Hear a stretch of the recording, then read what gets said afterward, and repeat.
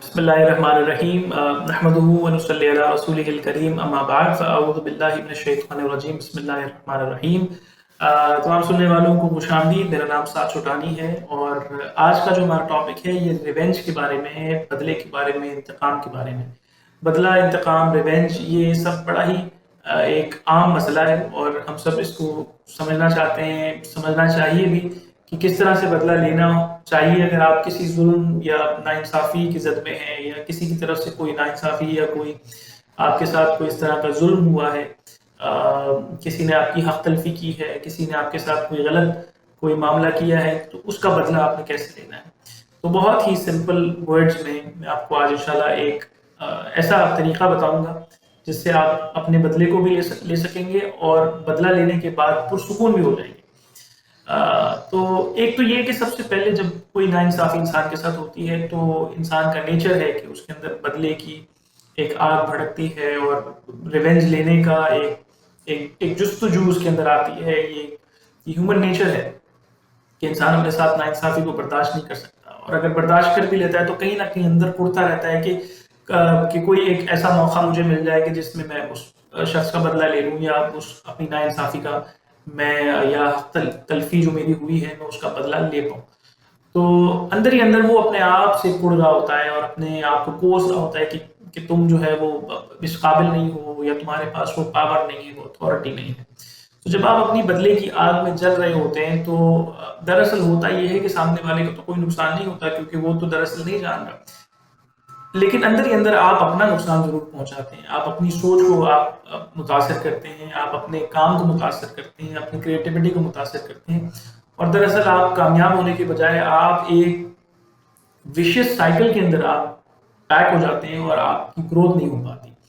तो इसके लिए ज़रूरी ये है कि या तो बदले को ठीक तरह से लिया जाए या तो जो तरीका मैं आपको बता रहा हूँ उस तरीके पर अमल किया जाए और अपने आप को उस इवेंट से, उस इमोशनल जो आपको चैलेंज है, जो आपको ड्रॉ कर रहा है अपनी तरफ, उससे आप कैसे विड्रॉ करें तो उसको समझने की कोशिश करते हैं। कुरान के अंदर अल्लाह पाक ने सूरतुन नहल के अंदर एक आयत आती है कि अगर कोई जुल्म तुम पर होता है तो तुम उसका बदला उतना ही लो जितना तुम पर जुल्म हुआ है और अगर तुम उस पर सब्र कर लोगे तो सब्र से ज़्यादा बेहतर कोई और शय, कोई और चीज़ नहीं है।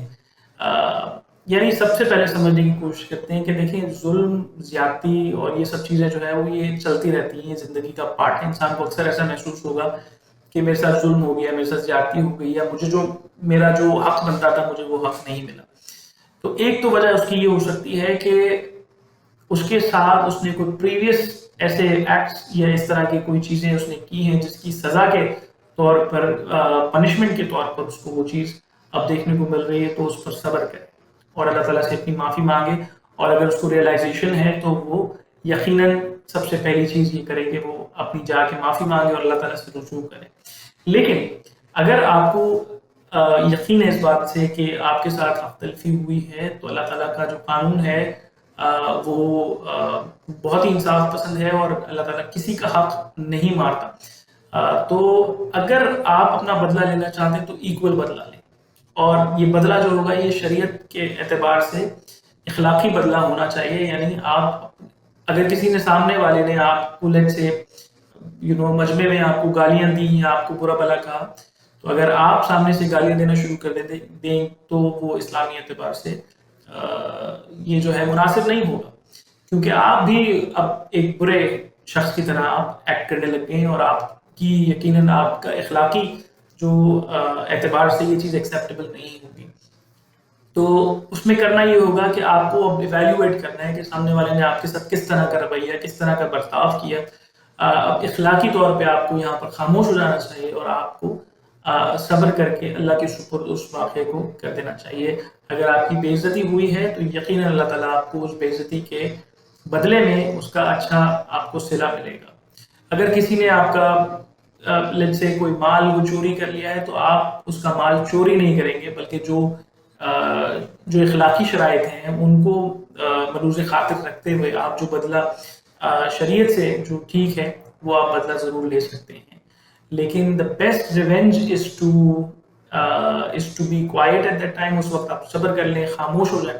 اور خاموش ہم یہ سمجھتے ہیں کہ اس موقع پہ ہم خاموش ہو کے پھر پیچھے چغلیاں کر رہے ہیں, پیچھے ہم ٹانگیں کھینچ رہے ہیں اور پیچھے جو ہے وہ 10 لوگوں کو جا کر برائیاں کر رہے ہیں. یہ صبر نہیں ہے.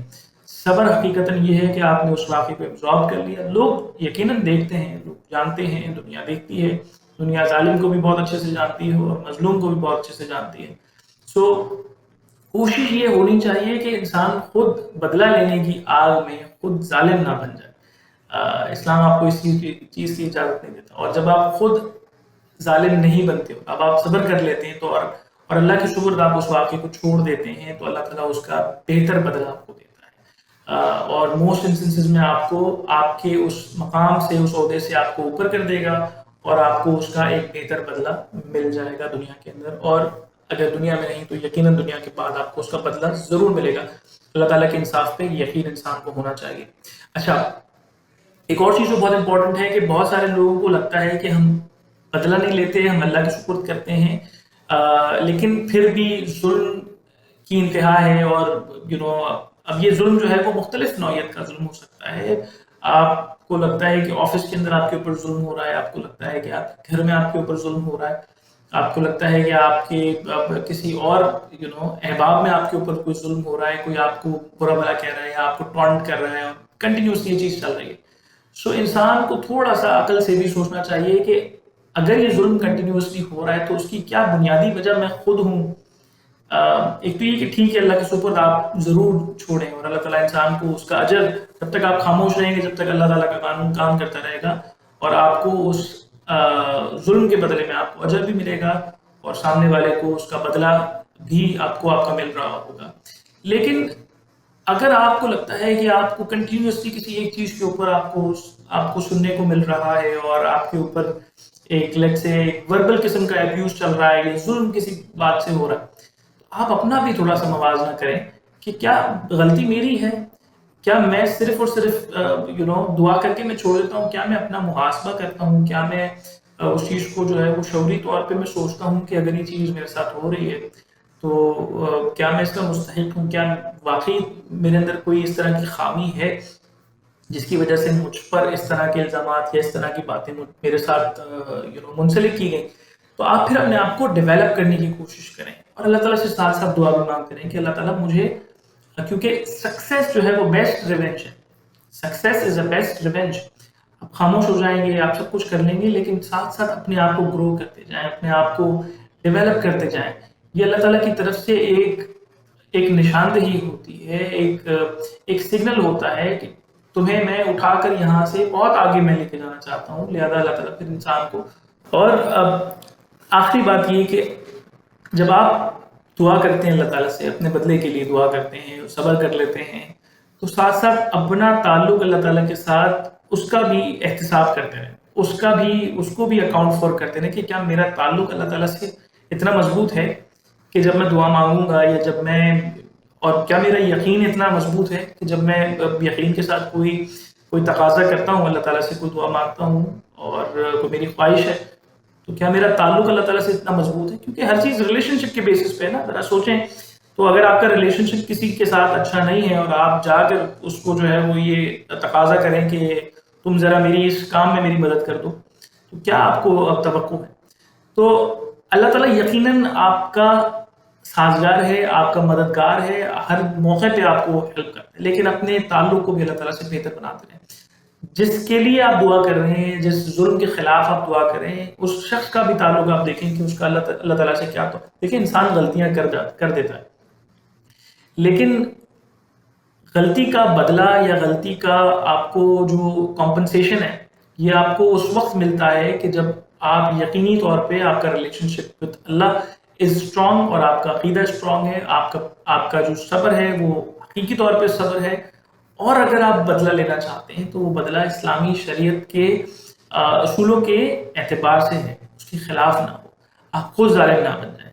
انسان اللہ تعالیٰ کو اللہ تعالیٰ سے بہت ساری چیزیں مانگتا ہے, لیکن ملتا دراصل اس کو وہی ہے جو دراصل اللہ تعالیٰ چاہتا ہے کہ اس کے حق میں بہتر ہو. جہاں اللہ تعالیٰ اس کو لے کے جانا چاہتا ہے وہی چیز اس کو ملتی ہے.